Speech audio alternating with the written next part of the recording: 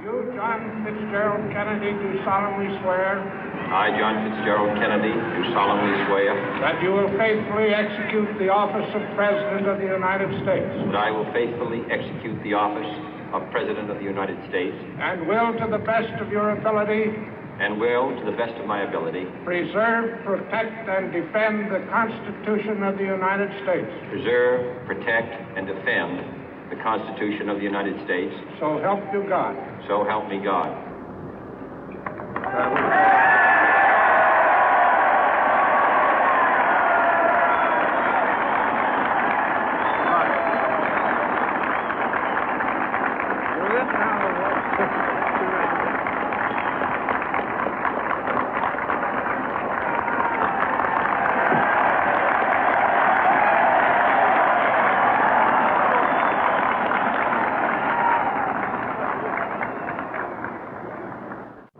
Vice President Johnson, Mr. Speaker, Mr. Chief Justice, President Eisenhower, Vice President Nixon, President Truman, Reverend clergy, fellow citizens. We observe today not a victory of party, but a celebration of freedom, symbolizing an end as well as a beginning, signifying renewal as well as change. For I have sworn before you and Almighty God the same solemn oath our forebears prescribed nearly a century and 3/4 ago.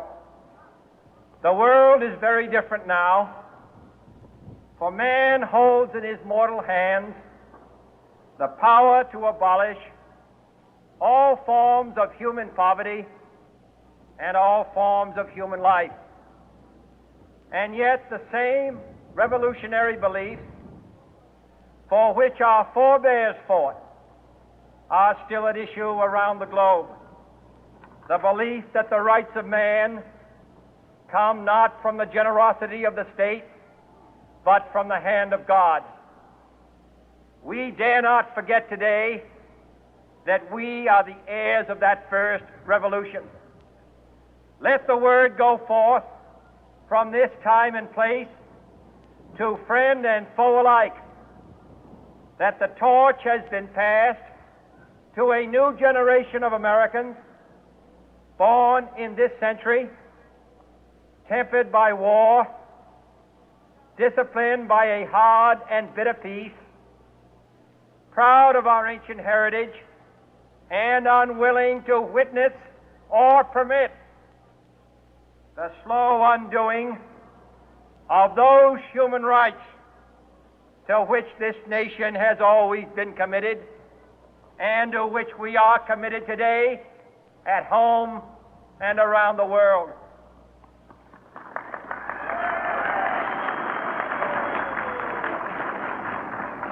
Let every nation know, whether it wishes us well or ill, that we shall pay any price, bear any burden, meet any hardship, support any friend, oppose any foe to assure the survival and the success of liberty.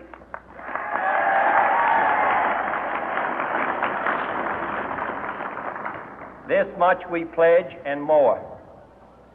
To those old allies whose cultural and spiritual origins we share, we pledge the loyalty of faithful friends. United, there is little we cannot do in a host of cooperative ventures.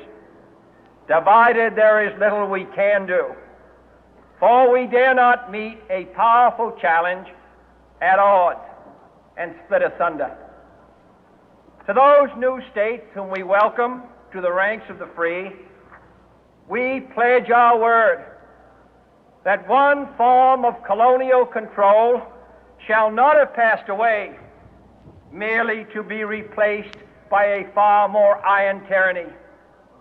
We shall not always expect to find them supporting our view, but we shall always hope to find them strongly supporting their own freedom, and to remember that in the past, those who foolishly sought power by riding the back of the tiger ended up inside.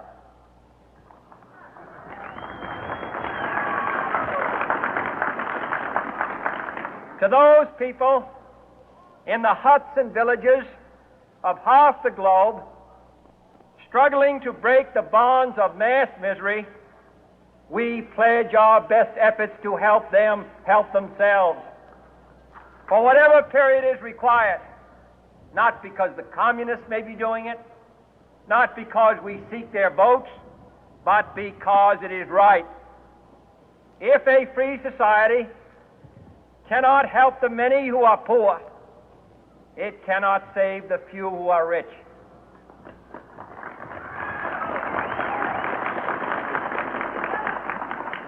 To our sister republics south of our border, we offer a special pledge to convert our good words into good deeds, in a new alliance for progress, to assist free men and free governments in casting off the chains of poverty. But this peaceful revolution of hope cannot become the prey of hostile powers. Let all our neighbors know that we shall join with them to oppose aggression or subversion anywhere in the Americas. And let every other power know that this hemisphere intends to remain the master of its own house.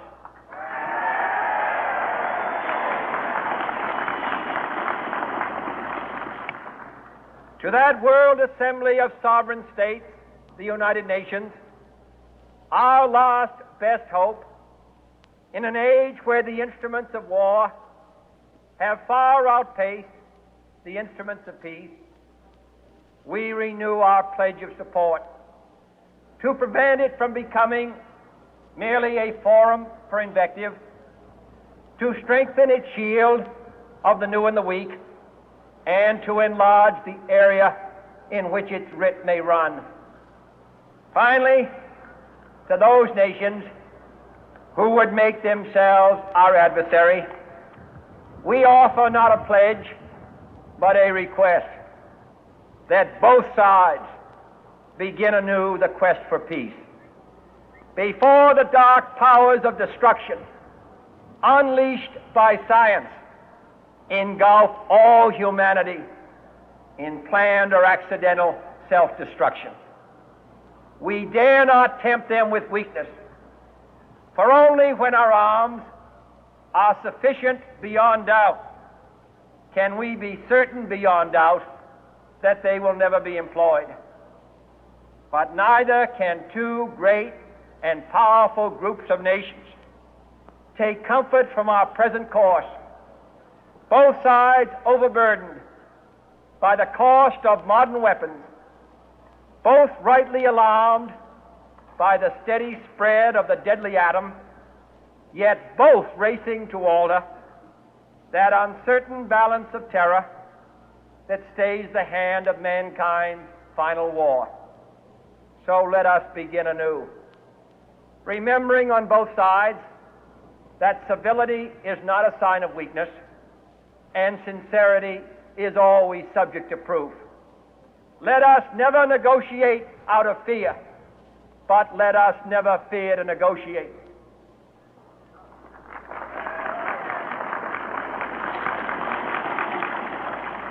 Let both sides explore what problems unite us, instead of belaboring those problems which divide us. Let both sides, for the first time, formulate serious and precise proposals for the inspection and control of arms, and bring the absolute power to destroy other nations under the absolute control of all nations.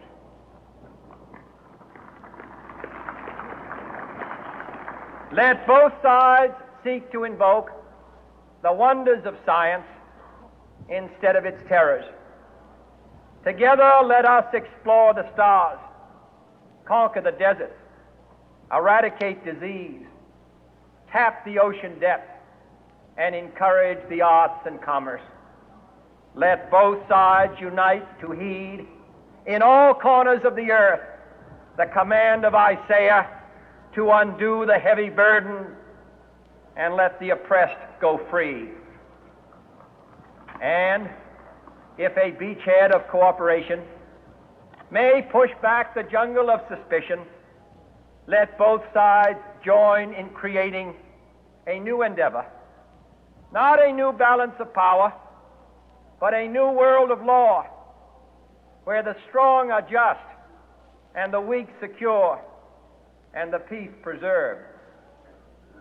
All this will not be finished in the first 100 days, nor will it be finished in the first 1,000 days, nor in the life of this administration, nor even perhaps in our lifetime on this planet. But let us begin.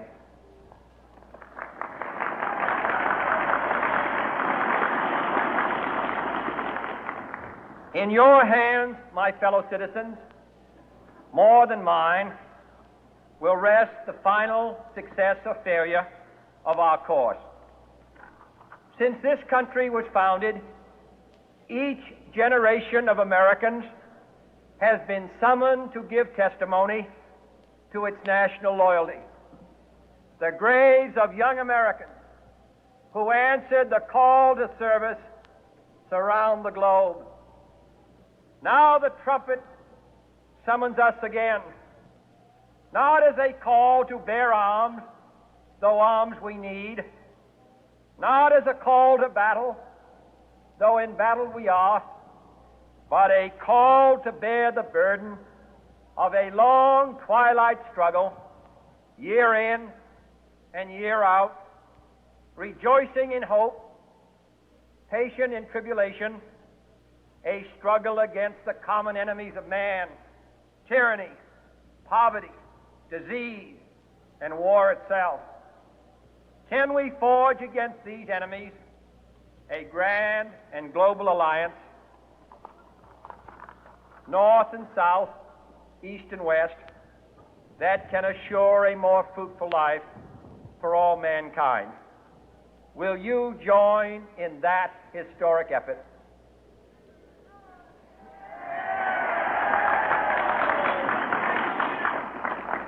In the long history of the world, only a few generations have been granted the role of defending freedom in its hour of maximum danger.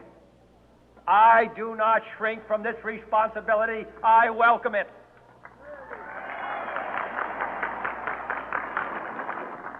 I do not believe that any of us would exchange places with any other people or any other generation. The energy, the faith, the devotion which we bring to this endeavor will light our country and all who serve it. And the glow from that fire can truly light the world. And so, my fellow Americans, ask not what your country can do for you. Ask what you can do for your country.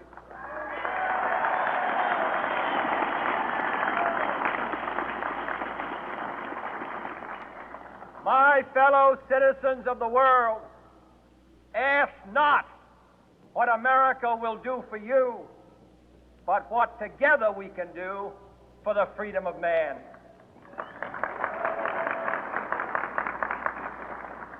Finally, whether you are citizens of America or citizens of the world, ask of us here the same high standards of strength and sacrifice which we ask of you. With a good conscience, our only sure reward, with history the final judge of our deeds, let us go forth to lead the land we love, asking His blessing and His help, but knowing that here on earth God's work must truly be our own.